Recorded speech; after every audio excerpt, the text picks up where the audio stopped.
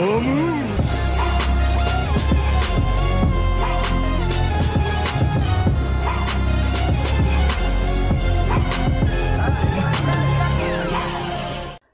teman-teman kos-kosan, gimana kabar kalian? Baik-baik saja kan? Setelah sebelumnya Abdikos membuat video tentang kondisi Jepang setelah insiden Shibuya. Sesuai janji Abdikos, berikutnya Abdikos akan membuat video tentang kondisi dunia Jujutsu setelah insiden Shibuya. Yap, dalam kondisi ribuan kutukan muncul serentak di Tokyo, harusnya dunia Jujutsu punya satu tujuan utama, yaitu mengerahkan semua penyihir Jujutsu, baik itu di Tokyo, Kyoto atau Ainu Jujutsu Company di Hokkaido, untuk membersihkan Tokyo dari roh kutukan. Kasus ini sebenarnya pernah dilakukan dunia Jujutsu, yaitu saat mereka bersatu membentuk Avenger untuk membasmi 1000 roh kutukan yang dilepaskan Geto di Tokyo dan Kyoto. Hasilnya masalah tersebut bisa diatasi dengan Avenger Persatuan. Tapi ya, masalah kemunculan roh kutukan setelah insiden Shibuya ini lebih rumit daripada masalah Yakyako yang disebabkan Geto setahun yang lalu. Yang paling tampak adalah pelepasan roh kutukan ini tanpa pemberitahuan terlebih dahulu, sementara Geto sempat mengumumkannya sehingga para penyihir bisa bersiap-siap. Yap, berikut Abdikos jelaskan detail rincian carut-marutnya dunia Jujutsu setelah insiden Shibuya. By the way, penjelasan ini akan penuh spoiler buat yang hanya menonton animenya saja. Persiapkan diri kalian dengan spoiler. Yuk langsung aja kita check out, check it bro. Kondisi pertama, kekurangan jumlah penyihir di Tokyo. Sebenarnya DPR Jepang sudah menjelaskan di sini kalau para penyihir Jujutsu saat ini sedang fokus membasmi roh kutukan meski tanpa bantuan dari Jujutsu Kyoto dan Ainu Jujutsu Company yang ada di Hokkaido. Yap, kenapa bisa terjadi demikian? Kenapa para penyihir Jujutsu di Tokyo berjuang sendirian dan ada dugaan kalau penyihir Jujutsu Kyoto dan Ainu Jujutsu Company yang ada di Hokkaido tidak ikut membantu? Mari kita masuk ke kondisi yang kedua. Di kondisi kedua, Kenjaku mengendalikan petinggi Kyoto. Yap, ini sebenarnya agak spoiler, tapi alasan Jujutsu Kyoto tidak membantu adalah karena para petingginya sudah banyak yang dikendalikan oleh Kenjaku. Bahkan klan Kamo dan para tetuanya sudah dikendalikan Kenjaku dengan Genjutsu, di mana kemudian Kenjaku menempatkan pemimpin boneka di sana serta mengusir Noriteshi Kamo sebagai calon pemimpin. Jadi ya, jika klan Kamo sebagai klan utama Jujutsu Kyoto absen, maka kemungkinan besar seluruh organisasi Jujutsu Kyoto juga akan absen. Kondisi ketiga, teror Jujutsu dari orang yang sama. Yap, sebenarnya ada alasan lain kenapa Jujutsu Kyoto tidak mau membantu, atau bahkan Ainu Jujutsu Company yang ada di Hokkaido juga tidak mau membantu, yaitu karena teror Jujutsu dianggap berasal dari orang yang sama, yaitu Geto Suguru. Yap, Geto Suguru sendiri adalah hasil didikan dari sekolah Jujutsu Tokyo. Saat dia menyerang Tokyo dan Kyoto sudah jelas akan menyebabkan persatuan dari seluruh dunia Jujutsu. Bahkan Ainu Jujutsu Company yang ada di Hokkaido juga ikut membantu. Tapi saat kedua kalinya dia kembali dan hanya meneror Tokyo, maka Kyoto dan Ainu Jujutsu Company tidak akan membantu lagi karena menganggap Jujutsu Tokyo hanya bermain-main dalam mengatasi teror. Sudah mantan muridnya menjadi pelaku teror, bukannya dibunuh, malah dibiarkan kembali melakukan teror lagi. Jadi ya, mereka males mau ngebantuin. Kondisi keempat, rusaknya petinggi Jujutsu Tokyo. Yap, kembalinya Geto harusnya diselidiki apa gerangan yang terjadi, tapi ya hanya berbekal surat misterius dari seseorang yang kemungkinan adalah Kenjaku yang mengendalikan Jujutsu Kyoto. Para petinggi Tokyo sebagai pilar utama Jujutsu di era modern langsung mengambil keputusan fatal. Keputusan fatalnya akan Abdikos jelaskan setelah ini. Namun yang jelas, para petinggi Tokyo ini diisi oleh orang-orang konservatif yang kolot dalam memahami perkembangan dunia Jujutsu. Klan Zenin dan budaya konservatifnya adalah contoh nyata betapa kolotnya petinggi Jujutsu Tokyo sebagai pilar utama.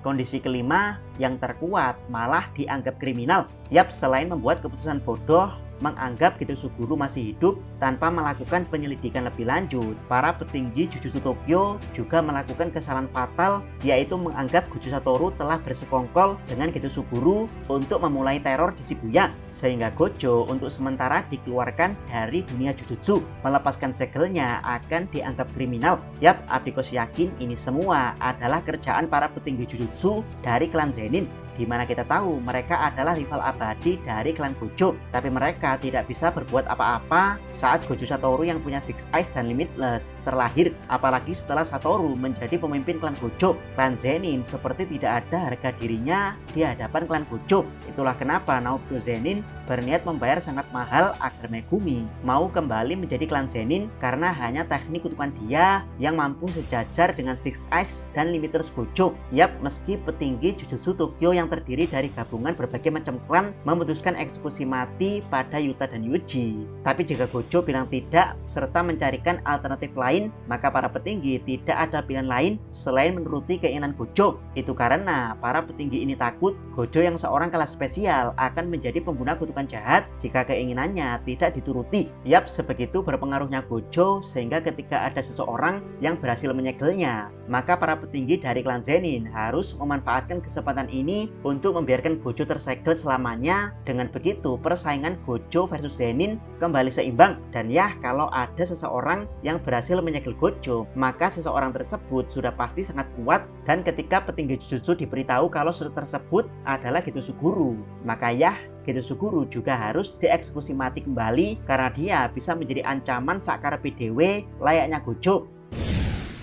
Kondisi keenam, kepala tertinggi Tokyo malah dituduh pengkhianat. Walaupun dunia Jujutsu dikendalikan oleh petinggi, tapi mereka menunjuk kepala tertinggi dari masing-masing otoritas wilayah, di mana kepala otoritas Tokyo dipegang oleh Masami Chiyaga, sedangkan kepala otoritas Kyoto dipegang oleh Gakuganji. Yap, keduanya adalah petinggi Jujutsu yang diberikan otoritas untuk memimpin dunia Jujutsu di wilayahnya masing-masing. Dan ya, dunia Jujutsu sudah sangat rusak sehingga para petinggi konservatif menuduh Yaga adalah otak di balik persekongkolan Gojo dan Geto. Alasannya simpel, karena Yaga adalah penanggung jawab mereka saat masih SMK, sehingga Yaga juga akan dijatuhi hukuman mati. Yap, hukuman mati untuk Geto menurut Abdikos masih wajar karena dia memang jadi jahat dan meneror dunia Jujutsu. Hukuman untuk Gojo meski tidak wajar, tapi harus bisa diwajarkan karena ada motif persaingan politik di sana. Tapi ini menghukum mati Masami Chiyaga yang puluhan tahun mengabdi untuk dunia Jujutsu.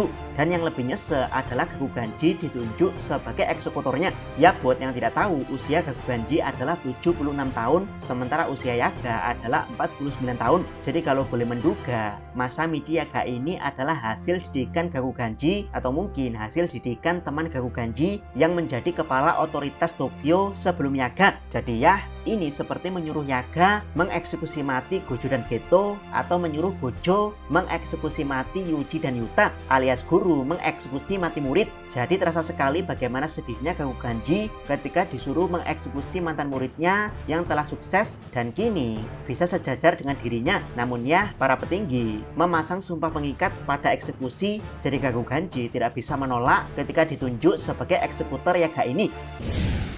Ketujuh, eksekusi mati Yuji oleh Yuta. Saat ini hanya ada dua orang yang paling bisa diandalkan petinggi Jujutsu untuk menyelamatkan Tokyo. Mereka berdua adalah Yuki Tsukumo dan juga Yuta Okkotsu. Yap, jika ribuan kutukan mungkin bisa membunuh 1000 sampai 3000 orang per hari, maka Yuki dan Yuta adalah sebaliknya. Mereka bisa memusnahkan banyak roh kutukan dalam sehari, sehingga dengan mengerahkan mereka berdua untuk membersihkan Tokyo dari kutukan, mungkin perlu waktu mingguan atau bulanan hingga Tokyo benar-benar bersih dari roh kutukan. Tapi ya, Yuta punya tugas rahasia lain yang lebih penting dari Gojo, yaitu menyelamatkan para murid Jujutsu, terutama adik kelasnya dari para petinggi Jujutsu. Dan ya, saat petinggi Jujutsu memutuskan untuk menghapus penundaan hukuman eksekusi mati Yuji yang pernah diusulkan Gojo, Yuta langsung fokus agar dia yang ditunjuk sebagai eksekutornya. Tentu saja ini semua demi menyelamatkan Yuji. Yap, pertarungan berikutnya adalah Yuta yang memburu Yuji, MC prequel Jujutsu Kaisen